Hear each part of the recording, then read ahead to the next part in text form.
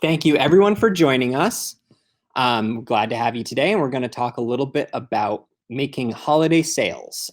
Very important stuff and always challenging this time of year, right? So we've got a whole group of us here. We're going to talk a little bit about social media, email, lots of fun stuff. My name is Paul. I am the copywriter, and we're just going to go around real quick and meet everybody. So let's get started. Hi, I'm Lolly, and I'm the social media manager. Hey, I'm Graham, and I'm the email marketing manager. Hi, I'm Lauren. I'm the marketing associate. Good afternoon. I'm Chelsea. I'm the brand engagement manager. All right, we got Chelsea coming in 4 minutes afternoon with that one, so she's on time. All right, so we got a pretty simple agenda today. We're going to talk about email marketing. Then we're going to move that over to a little bit of social media ads, and then we'll end by talking about direct sales. So rather than, taking a lot of time here, I want to get right into it, but there are a couple of little housekeeping things I want to cover first. As some of you who maybe saw our previous webinars might notice, this is a slightly different piece of software. So if you notice anything a little wonky or anything like that, just let us know. This is our first time using it for a webinar, but we're pretty excited about it. It seems to fit our needs better than our previous one. So open to any suggestions there. As most of you have found the chat bar on the right, that is an open forum for you to have a conversation during this. Let us know if you notice anything. We also, if you scroll down, you'll notice a questions option there. You're more than welcome to drop questions in. I'll be keeping an eye on those during the webinar, and we'll try and answer them either in real time by posting a question there or an answer to your question there, or we'll do some Q&A at the very end if there's any of them that I want to pass off to our individual experts, because I don't know all that much. All right, so let's get this passed over to Graham to start talking about email marketing. All right, thanks for the introduction. My name is Graham Williams. Like I said, I'm the email marketing manager here at Lulu. And today we're going to talk a little bit about email marketing. So email's an interesting thing, right? I mean, we all have it. Hopefully we all use it. But we rarely think about what it could do for us when it comes to our own retail. So one of the biggest benefits of email, are we having technical difficulties? Sounds like we might be having some volume issues. Do we hear anything from Katie? Yeah, she just said something funky. Something funky. Everything shows is working just fine. I think she's typing.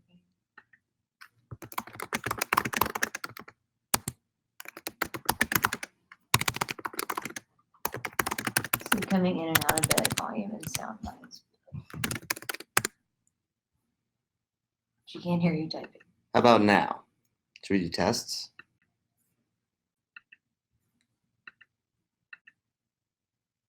Okay, Katie said, I can hear. Okay. All right, so it sounds like we've had a few people having some technical issues with the volume. As far as we can see, everything on our end looks good. All the mics are working. So I'm just going to move forward. And if anyone is having volume issues, just do let us know in the chat and we'll keep an eye on it, okay?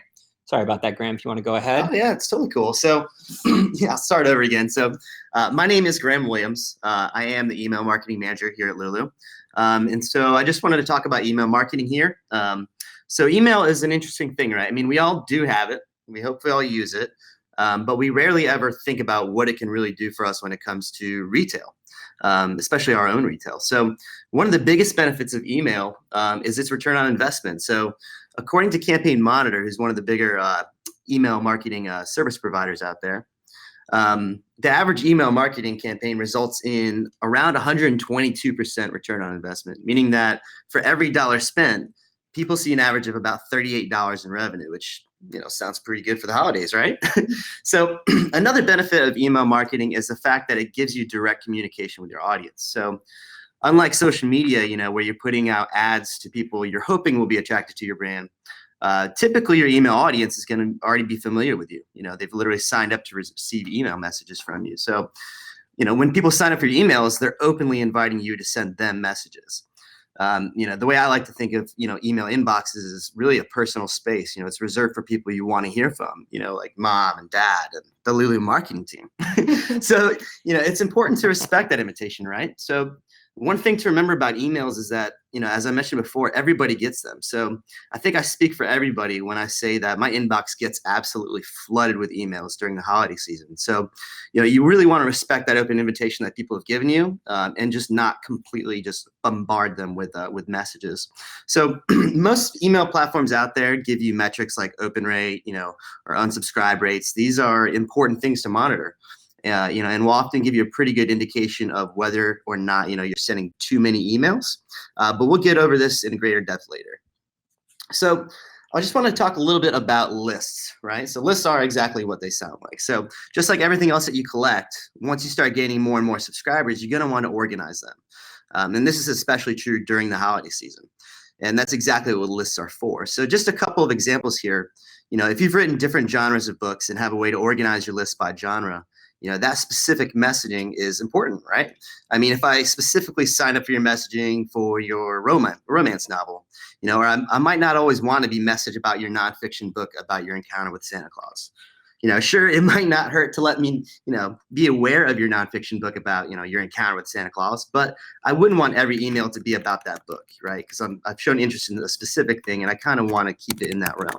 So there's a lot of other ways to organize your list too. So for example, I often organize mine by engagement, meaning people who are interacting with my emails at a certain level. And when I say interacting, I'm talking about opens, clicks, if you've clicked on it. Those people who open all my emails, I treat them a little bit differently because they want my content. I could see they want my content. So, getting them more messaging than those that clearly aren't as interested, it's a logical idea. Also, if you do a lot of traveling, organizing your list by region might not be a bad idea. Since you can target specific people who live in the vicinity of where where you're heading to do events. And then last but certainly not least, always save your list of previous purchasers.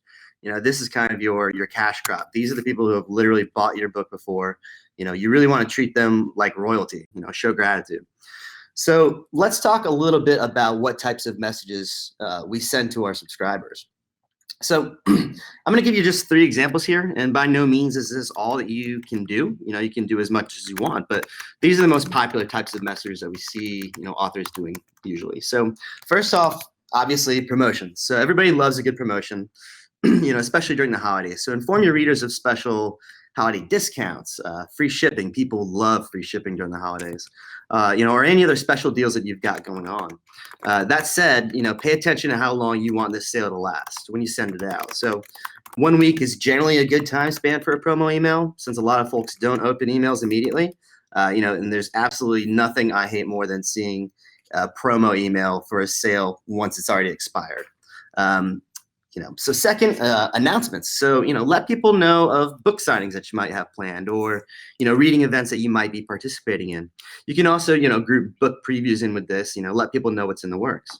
And lastly, sneak peeks. So if you're close to releasing a new book, people love getting sneak peeks, featured snippets, or maybe the first chapter or two, of your upcoming novel. Advanced reader copy giveaways, raffles, all these kind of things fall into the sneak peeks category. So, when you're building out subject lines, it should give you a pretty clear idea of what, well, actually, sorry, let me start over again. So, getting your emails read, that is the most important thing to think, to start off when it comes to, your email metrics during the holidays. So let's just talk a little bit about that. So after all, there's no point in building an email out, if going through all of that hard work and sweat, if it's just going to get skipped. So first off, the golden rule of email subject lines is literally to be clear and concise. It always wins. When you're building out, your subject lines, it should give you a pretty clear idea of what your email is going to be about. You can still be crafty with it, but don't make it clickbait. If your subject line infers that it's going to be about a sale, make sure there's actually a sale in there. If it's about new books that are coming out, make sure that those are in there. And also, if possible, personalize, right? So there's a lot of different tools that you can use, and technology that allows you to pull in the first name of the person that's going to be receiving the email. And this is what we call personalized email subject lines. So email subject lines that are personalized have actually been reported to give you a 26% more likely chance to be open. So if you can do it, do it. And lastly, stand out.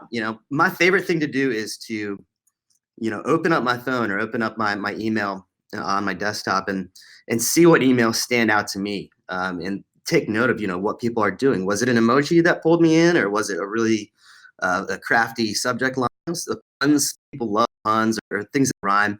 All of those things, something to take into mind when you're crafting your subject line. Just, you want to stand out, especially when you're being bombarded with emails from thousands of other companies, to make sure that yours really shines. So here's a look at some of our holiday subject lines that we've used. Let me pull them up here real quick.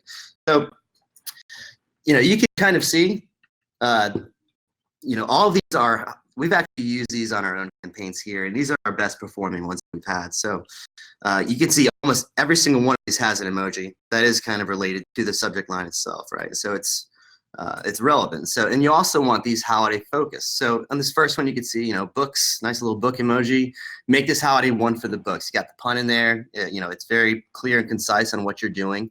This was for I believe that this was for a guide that we've chosen some of our books for it. The second one, this was like Christmas music to our ears. Obviously, a promo email. This was one of our standard promo emails that we did during the Christmas holidays. Obviously, throw a book emoji in there and make it all related. Tie it up really nicely.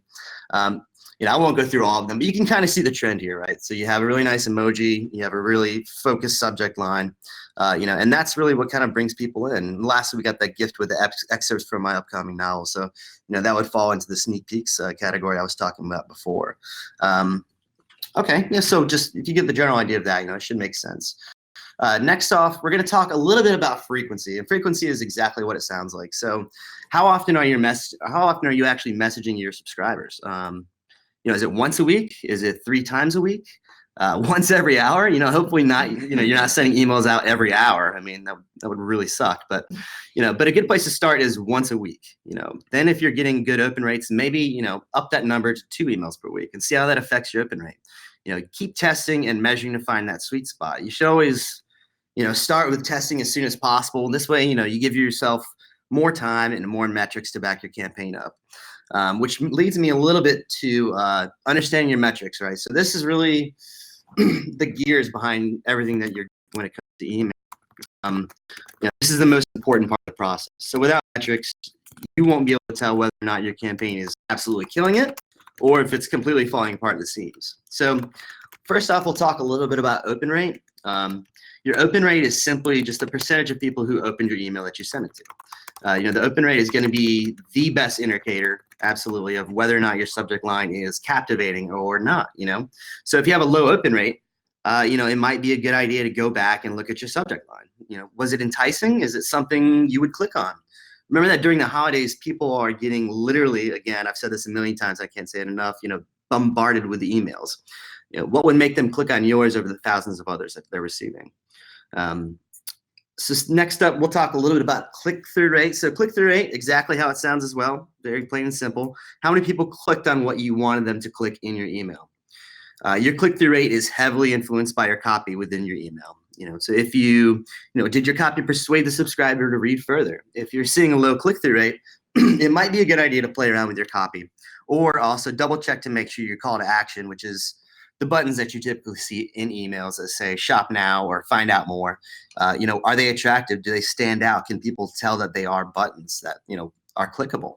And then lastly, we're going to talk about unsubscribes. So unsubscribes are a double-edged sword. You hate to see them, but they're typically not always a bad thing. So unsubscribes, yes, they can be bad. If you're sending out in high frequency, maybe your frequency is not right. But again, they're not necessarily bad news. There's a lot of reasons why people unsubscribe. It could be, like I said before, frequency. It could be because, they've already bought one thing from you. Maybe they're not interested again. So you also have to remember that sending emails is not free. So typically, you're going to be paying per email that you're sending out. And so, if someone says they don't want to, receive your messaging, let them do that. It's not a big deal. You want to talk to people who want to talk to you. You wouldn't want to go in the street and talk to someone that didn't want to talk to you. So remember those, again, just to wrap up, look at your metrics. You can learn a lot from just watching those go up and down and just playing around with the email itself. And that's kind of that. So hopefully I'm not boring you guys with all of your email talk, but from right now, I guess I'm going to go ahead and pass the torch over to Lauren. All right. Hi, everyone. I'm Lauren. I'm the marketing associate here at Team Lulu. And while marketing or email marketing has proven to be an extremely effective strategy, we believe that social media is still a great way to build brand awareness, get in front of new readers, and engage with your fans directly.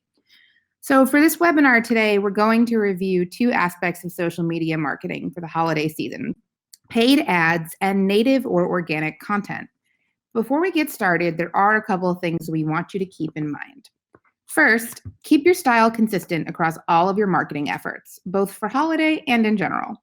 This includes your social media, email marketing, and your website. For holiday marketing specifically, you want to think about what your user experience is like across your platforms, what it looks like in terms of the graphics you share, what it sounds like based on your language and tone.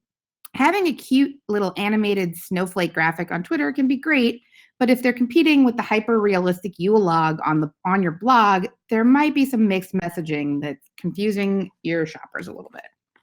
So that being said, keep in mind that people generally use different social platforms for different purposes throughout the holiday season. Apps like Instagram, Facebook, and Twitter may be more readily used for shopping directly, while platforms like Pinterest might be more informational. The holidays get busy, and we all have a lot to do. So if you only have the bandwidth to schedule a few social posts a week, maximize your efforts by sharing content where it will be the most appreciated based on the intended use. All right, so I'm going to turn this over to Lolly to review some strategies for creating paid ad campaigns. Awesome. Thanks, Lauren. Hi, everyone. I'm Lolly, and I do social here at Lulu. So successful holiday campaigns are really focused on getting your products or services in front of shoppers so that they can find the perfect gifts for their loved ones or for themselves. And it's also a peak time where brands are competing for ad space. So it's really crucial that you stand out from the crowd. The holiday season is a great time to focus on increasing your sales because people are already in the mood to buy, but it's also a great time to get creative and have fun and try some new ideas with your social content. So for these next two slides, I just kind of want to review some things that you're going to want to think about when you're creating your social campaigns and specifically what you're going to want to include in your ads. So let's start with objective. So you want to figure out what your objectives are. So what are your goals and how are you going to measure success? Do you want more book sales? Do you want to drive traffic to your site? Do you want more followers? Do you want people to sign up for your book signing event? Or all of the things? Asking these questions and knowing exactly what your goals are and how you're going to measure them is really going to guide what type of campaign you select in the ads manager of the social platform that you're working in. You're most likely going to have different campaigns that address different objectives. And of course, with this, just think about kind of where you're going to be sending people, what link you're going to be providing in your ads. Next up, budget. So social media, again, like we've said, is just one piece of the puzzle. So you want to think about all of your marketing campaigns and kind of understand what you can allot to social media. You can always start with a slightly smaller budget, and then as you're monitoring your campaigns and seeing what's performing well, you can always add more money in later. And then, you might want to just spend different budgets on different platforms depending on where your audience is. Timeline. So we suggest running campaigns over a few months for holiday. One thing you want to keep in mind is going to be your strategies for like kind of day of holiday. So on Thanksgiving Day, on Christmas Day, kind of what are you going to do? Some people pause their ads altogether, and some change their strategy up just for one day. With this, you also want to think about your Black Friday and Cyber Monday campaigns. So these should be separate from your holiday campaigns. Since these are the biggest sales days of the year, you're probably going to want to try out a new promotion or offer something exclusive during this time. Some examples of offers, and kind of similar to what Graham said earlier with email, but you could extend a higher percent or dollar amount discount. You could offer a free gift. It could be a surprise. People really love mystery boxes. Free shipping is another one. Or you could offer special deals for your followers. People really love exclusivity. Your audiences. So think about who your target audiences are. Who do you want to reach? Who do you want to speak to? Do you want to talk to your followers? Do you want to acquire new readers? We really suggest segmenting your audiences and getting really specific with your targeting. Again, holiday is a time where you might want more reach, so it is okay to also experiment with targeting broader audiences during this time. But again, just kind of think back to your objectives and what data that you're going to want to look at later. And that's really going to guide your campaign structure. The various social platforms all include many ways to target people, interests, behaviors, basic demographics. There's a lot in there. So kind of we suggest starting with kind of what I call is kind of more of a base audience for your users. So this could be past purchasers, website visitors, visitors that viewed your blog, or just your fans or followers on your page. One thing to note with this, in order to do this, you're going to want to make sure that you have conversion tracking set up for each platform. So for Facebook, that would be the Facebook pixel. For Twitter, it'll be the website tag, or for Pinterest, they just call it your tag. This basically connects your social profile to the back end of your website so that you can track your conversions. With that, we also suggest that you have Google Analytics set up for tracking.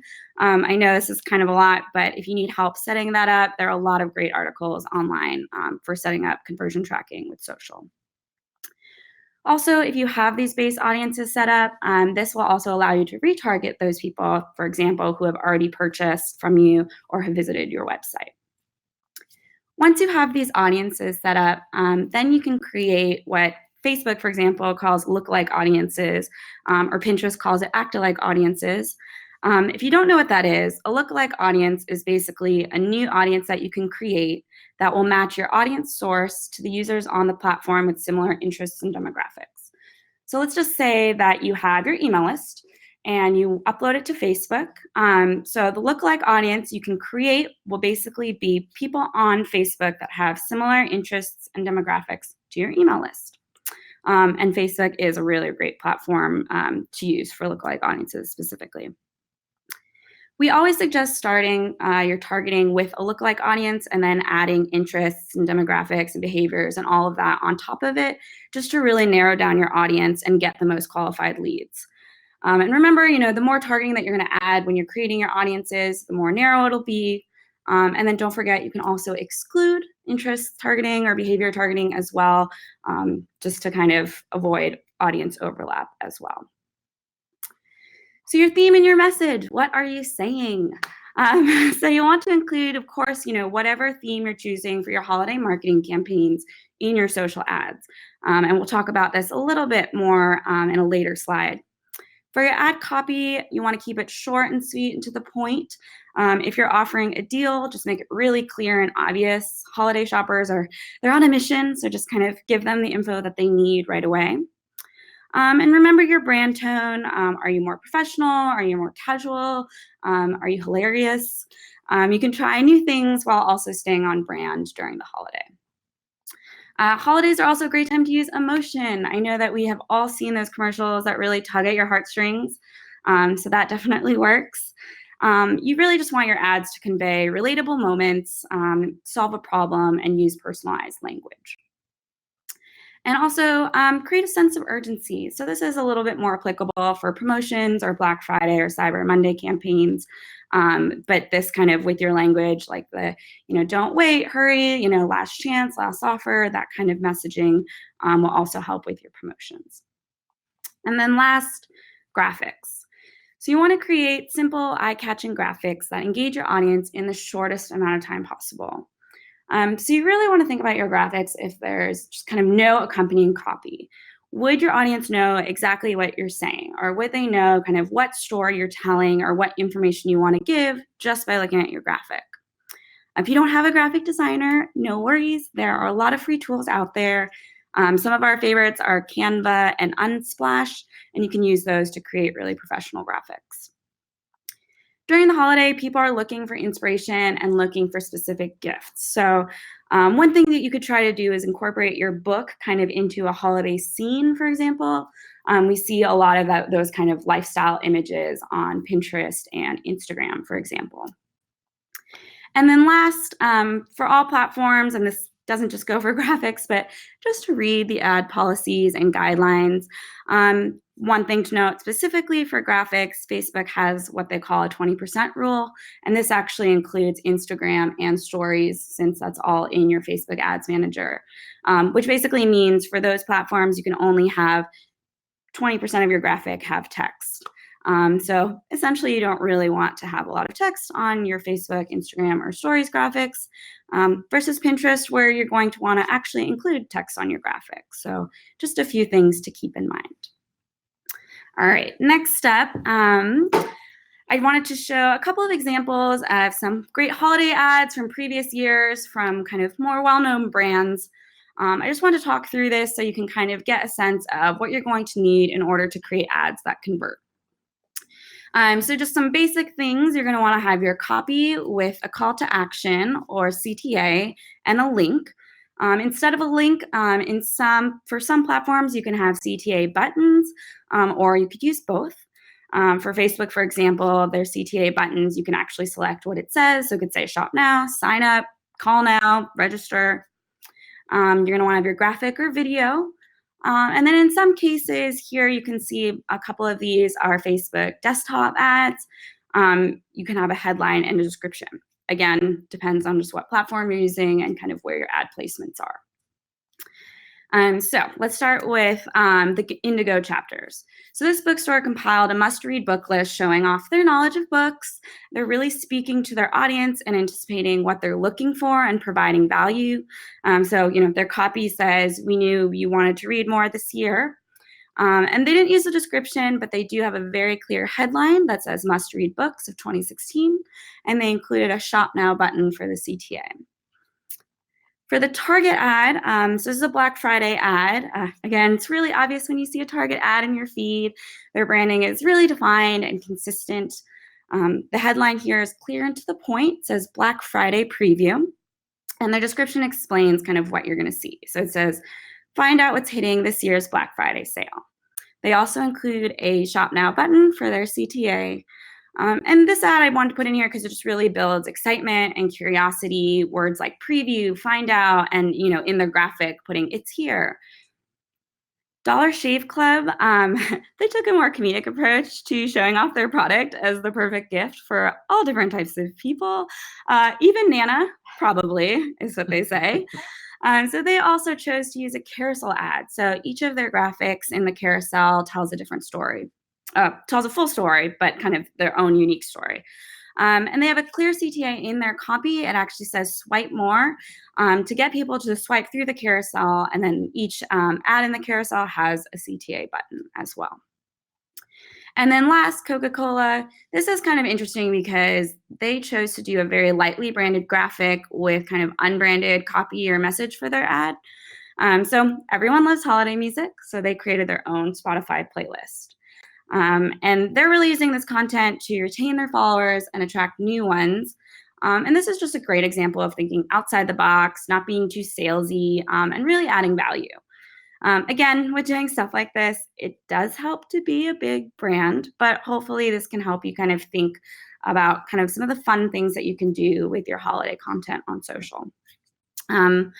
And then last, as you're looking at all of these ads, just think about, if you're using graphics or videos, if you're going to use a single ad versus a carousel, there's a lot of options. So you're just going to want to choose a format that you believe is going to help help tell your story the best and engage your audience as well. So I know that was kind of a lot, but questions, let us know.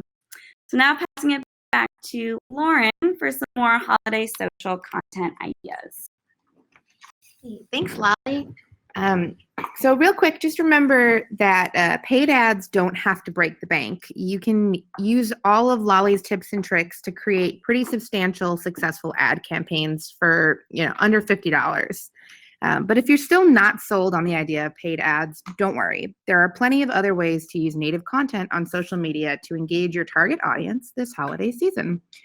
First of all, just to be clear, when we're talking about native or organic content, we're talking about the posts that you create and share directly on your newsfeed instead of paid ads. Paid ad campaigns are going to be shared with the audience that you create and curate while you're scheduling your campaign, but your native content is going to be seen primarily by the fans and friends that are already following you. So here are a few ideas for what kind of native content you can use for your holiday season. So this first one, we're probably all familiar with the Starbucks famous red holiday cups. They do those every year and it's kind of become a thing in recent years. So they used this Instagram post to tease their upcoming Red Cups and also to announce their Red Cup design contest. Contests and giveaways are great tools to get your fans to interact with you, to earn yourself some user-generated content, and to gain new followers too. For example, you can do things like ask followers to tag a friend they talk books with, and every new tag is one entry into a giveaway to win 2 copies of your new book, one for them and one for them to give as a gift. You could also ask your followers to share a picture of your book out in the world, whether it's being read on the table at a coffee shop, in a carry-on bag at the airport, and every photo is an entry into a giveaway to win a gift card. You could also partner up with another writer, entrepreneur, or influencer in your market to do a joint giveaway, expanding both of your audiences and getting your book in front of new readers that have already proven to be interested in the topic. Next up, we have this Williams-Sonoma ad. They shared this graphic of a cookbook with specific targeted language relevant to Thanksgiving. One of the best things about marketing during the holiday season is that there's already this whole world of holiday-specific copy and language at your fingertips for fun and festive social content. So whether you're keeping your copy basic with idioms like 'tis the season, calling on popular traditions like Elf on a Shelf or Advent calendars, or just speaking to the idea of gift giving in general, there are plenty of fun options available. Another great way to use holiday-specific language in your social content is to borrow the structure inherently provided by some of these holiday traditions. For example, the 12 days of Christmas and the 8 days and 8 nights of Hanukkah both lend themselves pretty readily to a contest, a giveaway, or just a social content strategy. Finally, this Banana Republic ad. I think it's an ad. I mentioned this one briefly earlier. Sorry. I mentioned briefly earlier partnering with another creator in your field for giveaways, but that's only one of many great ways to use partnerships in the holiday season.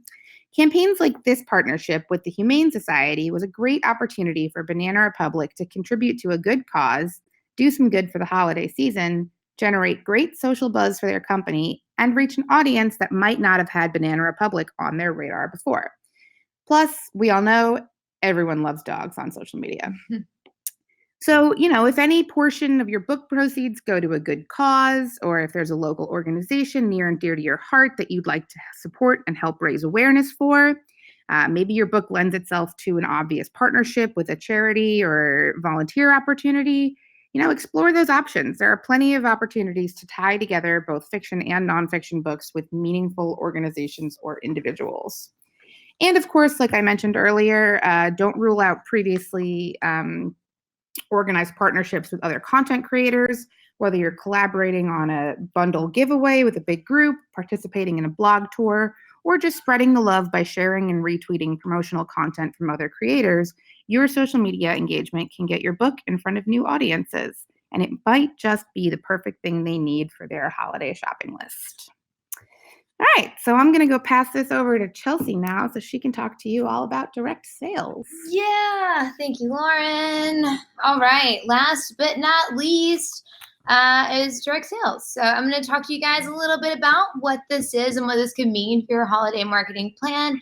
I think that direct sales are an amazing component of any marketing plan, but I really like the idea of introducing this during the holidays if you're not doing it already, because it can really set you up for success in the following year as we go into 2020.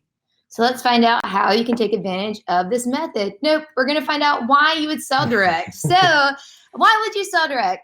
So there's a lot of benefits to doing this, and I'm going to give you kind of the quick and dirty of some of the top reasons we think this is really valuable now. So first up is selling direct will keep your readers on your website or your social platform if that is what you're selling through. This is really fantastic. And when you think about all the benefits of keeping your readers on your website, I mean, we see so many authors working so hard to build an audience only to send their readers away at that crucial kind of make the sale moment. A lot of authors will click over to a third party to kind of seal the deal and make that transaction. And, you're working so hard to build this audience and you sell them or send them away. And so we're encouraging you to think about doing that differently. And instead of sending them away, to just keep the transactions native on your website. And by selling directly, you can you can keep your readers, start building that trust. And when you send them away, the third party owns the customer journey. And when you think about selling your books as a business, that's really the last thing that you want. So what that segues into is building and maintaining relationships. So by owning the customer journey and selling direct, you have a better opportunity to build relationships with your readers. By keeping them on your website or social platform longer, you have more opportunities to introduce them into your other books or projects and invite them to learn more about you and what you have to offer. So maybe you have blog posts or contests or giveaways going on your website. Maybe you have something that you want to steer your readers to after they've read your book, ask for reviews, things like that. So keeping people on your website will help you build and maintain those relationships and help them get a better understanding of your brand. All right, so the next on the list is you can get valuable transactional data. So transactional data, how fun does that sound? Not at all, but it really can be. So having access to this information can be incredibly valuable as you begin to develop your marketing strategy. So due to privacy laws, when you sell a book through a third-party marketplace like Amazon or even through Lulu.com, we're unable to provide you with information about who purchased your book. By selling direct, you can collect a ton of great information like names, email addresses, demographic, and geographic information as well. And this can be excellent when you're evaluating how effective your marketing strategies are and improve them based on your findings. So what this could look like in the wild would be if you spoke at an event and then saw a spike in sales immediately after through your website, you know that events like that are worth your time and that was the right audience to speak to. Conversely, if you run a new set of ads on Facebook and you see no corresponding sales or there's really no indicator that that was successful, it's probably a good time to try something new for your next round of ads. All right, so up next is growing your email list. So speaking of growing and maintaining, thanks. Sorry. So yeah, Got you're excited. so eager. I know it's exciting. So we're talking about growing your email list. So Graham talked about the importance of this earlier, but even, if you have the most exquisitely crafted email campaign, it's not going to get you anywhere if you have no one to send them to. So if you're able to collect these email addresses as you're selling through your own website, you can start building out that list and improve your marketing efforts. I mean, now you have a captive audience of people, like Graham was mentioning, they give you that invitation to talk to them. So now you have this captive audience of people that you can keep in the loop about your latest adventures. So last but not least, what we're going to talk about right here on the values of selling direct, it's going to be keeping more revenue per sale. So by selling directly, as I mentioned, you're cutting out the middleman or middlewoman and keeping 100% of the revenue after the manufacturing cost. So as I mentioned, we have the Lulu.com bookstore. You may be familiar with selling your books through Amazon. But for Lulu, if you sell your book through our bookstore, our revenue split is 80-20. That means that if your book costs $5 to make and you're selling it for $15, of that $10 profit, Lulu gets $2 and you as a creator get $8. Alternatively, by selling directly through your own website or social media platforms, you keep every bit of that $10. So that's money that you can reinvest into your marketing campaigns. That's money you can spend on Christmas presents. We don't care what you do with that money. It's your money, but it's more money for you. So those are sort of some of the highlights of why selling direct can be so appealing. So up next, we're going to talk about how to do it. So there are a couple of different ways to sell directly. This is such a boring slide, but I'll go through the points of this. So there are a lot of different ways to sell directly. I mean, I'll start with in-person events. So hosting or participating in relevant events are great ways to meet your readers and potential readers in real life and sell copies by hand. So, you could do obviously book signings, book launches, as Lauren was mentioning, collaborating with other brands or organizations and doing events with them can be a great way to tap into other audiences, meet people in real life, meet people that wouldn't have come across your work otherwise, and be able to sell those copies by hand. So this would just look like buying bulk copies of your book, and then selling them at these events and having something as low tech as just a white piece of paper or whatever color you like to collect email addresses while you're at these events. So, hey, someone comes up and buys your book. Thank you so much. Will you opt in for my email list? Leave your email address here. That can be a great, very low tech way to do it. So another way to do it is by manual fulfillment. So we have a lot of authors that have done this. A lot of people You know, a lot of our authors, a lot of authors in general have done this. But if you already have an author website, you can take orders through the site and manually fulfill and ship. So these can lovingly be referred to as packing parties. And again, would entail you purchasing your books in bulk ahead of time, and then as orders come in, you fulfill them. One benefit to this is the opportunity to add things to the shipment, such as custom bookmarks, maybe a postcard that has more information about you and your work, even excerpts from other books that you have, or even a note to request a review once the reader has completed the book. So especially around the holidays, doing direct sales and manually fulfilling them can be an interesting way to do it and just kind of spruce up the package they would get as an end result. So if manual fulfillment, if you're not familiar with that, that's one way to do it. And the last one on this list is automated fulfillment.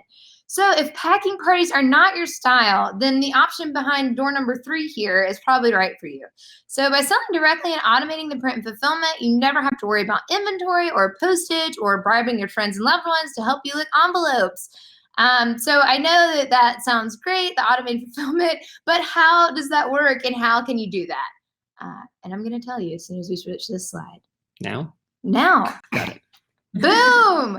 Shopify plus Lulu is the solution. So fortunately, Lulu has a free app for Shopify that will allow you to do just that. So in these little images we have right here, we have this really fun graphic of a bookstore within a laptop, because that's what we're letting you do here with this solution. So ecommerce.lulu.com is where you can go to find more information when we're done here. But to the left of the screen, I wanted to show this example because with the app for Shopify, you can sell through your social media channels such as Instagram, Facebook, or Facebook Messenger, as well as through your own website. And so this is a photo of one of our authors who is using our Shopify app to sell through their Instagram and direct people to buy their book. So I love it. She does a good job with the presentation. She has a lot of fun with it. So I just wanted to share what this looks like IRL, as the kids say. Or actually it's online. So I don't know what the kids say. Moving on. So anyway, so with our Shopify app for Shopify, you would just need to choose a Shopify subscription. So they have several different plans. They also do a 14-day free trial. So you can kind of get in there and figure out what works for you. You download our app, which is free, upload your books, and then automate all of the boring parts. So all of that packing and shipping like we were mentioning earlier. So we have a lot of video tutorials about this and customer support as well to help you along the way. So I would just recommend a little pro tip here. If you do decide to explore this option and you get everything loaded up, go ahead and impersonate a user and buy one of the copies of the book so you can get a feel for the entire process. And then of course, make sure that the book looks as perfect as you wanted it to when it is delivered. So that is a little bit about our Shopify and Lulu.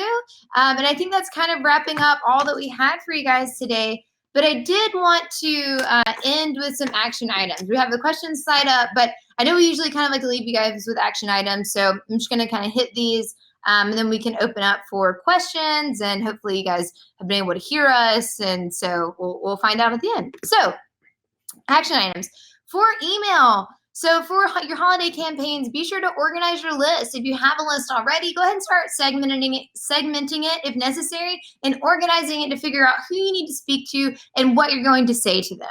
Then you want to plan out your messaging and frequency. So Graham gave some wonderful examples of what good emails look like, some catchy subject lines. So go ahead and start playing around with that and think about, as you're building out your holiday campaigns and schedule, how often do I want to be messaging? You hopefully know your audience better than anyone else. So you can say, okay, I know that if I send one email a week, they'll be receptive to that. Or maybe you have an audience that anticipates your emails twice a month or once a month or something like that. So go ahead and start thinking about what that will look like and start building out that calendar for your emails.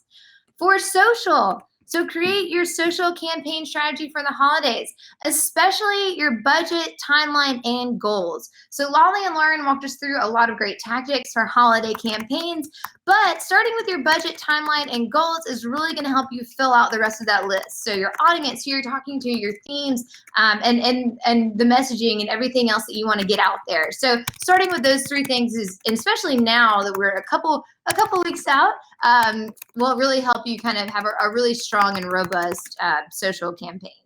And then for direct sales, So I talked about direct sales, different ways to do that, and some of the benefits. So think about if that's right for you. Think about if your audience will resonate with that. Think about if you like more money. Then once you answer those questions, you can decide how to implement direct sales into your marketing plan. If you're able to pepper in some in-person events and talks, then that's great. If you are able to manually fulfill orders and you have the bandwidth to do that, that's another great way to do it. And think about how can I make these sales or the transactions or these packages more special because it's the holidays, and really thank the reader for taking the time and taking the money out of their holiday budget to buy your book.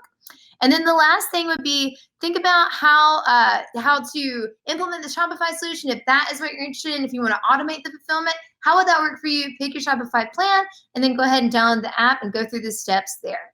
So those are just some quick action items that we have from each of our sections here. And now we'll kick it back over to Paul, I think, to answer some questions. Yeah, so I'm in the comments here chatting with Gaynor about some shipping to Canada, but we're also open to any questions regarding anything involving holiday sales. We've got about 12 minutes total left on our runtime today.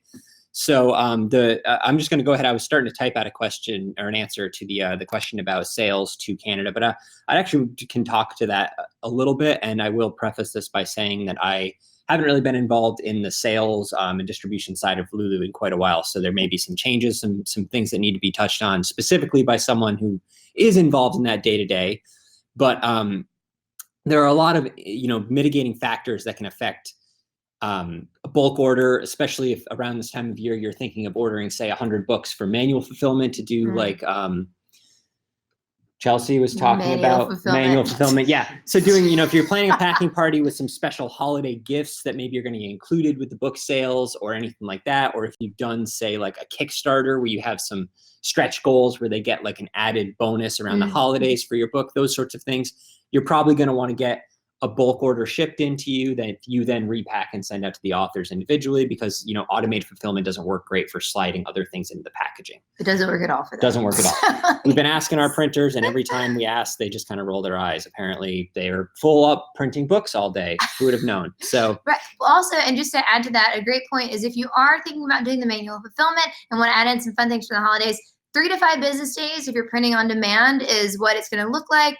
But as we get closer to the holidays, I would always just err on the 5 business days. Yes. Sometimes you'll be pleasantly surprised and it won't take that long. But if you're doing a hardcover with a dust jacket, always kind of err on the 5 days.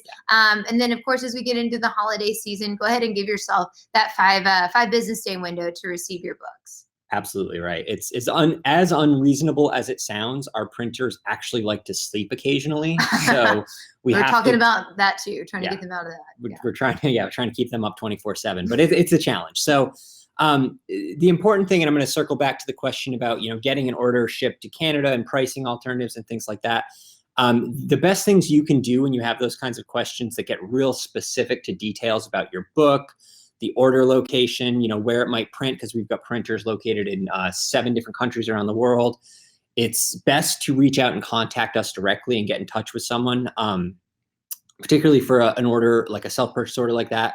We've got a couple of sales specialists that can help you, even if you don't end up needing to do an order that maybe will hit one of our discount thresholds for the size of the order. If you're not ordering 1,000 books or something like that, if you just need 100 of them, maybe our specialist can't help you set up a great, savings on that quantity. You might just have to use one of our regular coupons or something like that, but they can at the very least help walk you through the best way to set up that order, to make sure you're going to get it in your timeline, or to make sure your timeline is reasonable. If you have to maybe push it back to plan for those 5 days, those kinds of things. So that's usually the best bet to get a real good timeline and to talk through the details of that. So we can make sure, that our phone number is listed on our support pages and things like that. You can always call in. We actually encourage folks to use our phone line for order support. That's the primary purpose. We have a phone line set up in the building, is just so that those kind of questions that really need to be answered on a specific time frame, making sure your book is ready and ordered and on your doorstep or on the doorsteps of your readers at the right time. We keep people on staff specifically to answer those questions. So definitely call in. I used to know the number off the top of my head and I haven't recited it in so long. I'm blanking on it, but absolutely, you can find it on our site, no problem. It's, oh, we got it right here. Lolly's doing me a solid here. I'm going to type it got into the you. chat too, but it is 844-212-0689. And then, you know, whoever you end up talking to, I think there's a break when you get on the line where it's going to ask for general support versus order support or bulk support, something like that. Doesn't really matter who you talk to. We're in a fairly small office. There's only a certain number of us on the support team. So even if you aren't talking to the right person immediately, they can find the right person for you. So just be sure to, you know, call in and ask your question. And we're happy to help you get that sort of thing set up. And I just dropped that into the comments as well. So we'll be able to see that there if you need to grab that number. We also have chat and email support. So worst case scenario, if you can't reach us by phone, we have chat options and email available as well. Absolutely. Yeah. Lots and lots of ways to contact us. And that's always, as I was saying, to the point of like Gainer's question about getting it to Canada, best alternative shipping methods, things like that.